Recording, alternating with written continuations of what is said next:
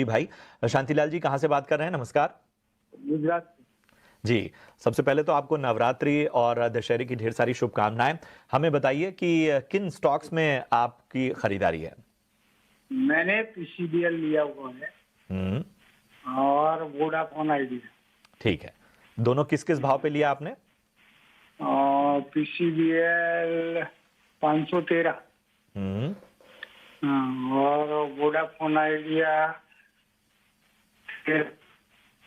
13 रुपए 40 पैसे के भाव पे आपने लिया हुआ है। हाँ हाँ हाँ। ठीक है। कितना कितना समय देना चाहते हैं आप?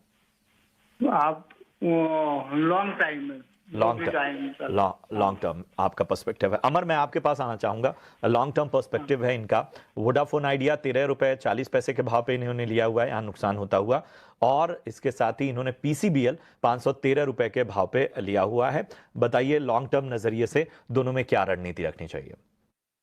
देखिए, सबसे पहले मैं वोडाफोन आइडिया के बारे में बात करना चाहूंगा। देखिए, वोडाफोन आइडिया एक ऐसी कंपनी है जो comparatively I would categorise it in a high risk, I would say segment, primarily because जिस टाइप के डेट्स हैं कंपनी के, और company is also not in a position to infuse more capital.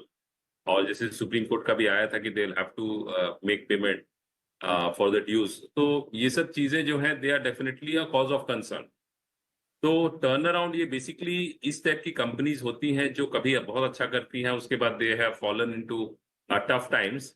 लेकिन वहां से जो रिवर्सल है that is always a challenge for most of such companies. और उसमें जो परसेंटेज ऑफ कंपनीज जो एक्चुअली में रिवर्स कर पाती हैं और फिर वापस रीमर्ज कर पाती हैं, that percent I don't think is more than 10%। मतलब ऐसी यदि 100 कंपनीज रहेंगी तो उसमें हार्डली 5 to 10% कंपनीज होंगी जो रिवर्स कर पाती हैं। तो we'll have to watch out for, because government भी कहीं ना कहीं चाहती है कि कुछ, क्योंकि आज के डेट में आप प्लेयर्स देखेंगे तो एक जियो है, एक भारती एयरटेल है, एक वोडा है। और जो डोमेस्टिक प्लेयर्स है they are almost non existent sort of from that perspective. तो कहीं ना कहीं गवर्नमेंट भी ये चाहेगी कि 3 प्लेयर्स रहें, अदरवाइज इट इज मोर और लेस डिओपोली जिसे कहते हैं, 2 प्लेयर्स ही रहेंगे। तो वो एक एडवांटेज है। बट ये ऐसा जरूर कर सकते हैं कि यदि इसमें वो निवेश करना चाहते हैं तो you should invest a small amount and forget about it. यदि वो सपोज आपको उसमें कुछ बनता है तो बहुत अच्छा बनता है, और जाता भी है तो कोई it should not impact your portfolio significantly.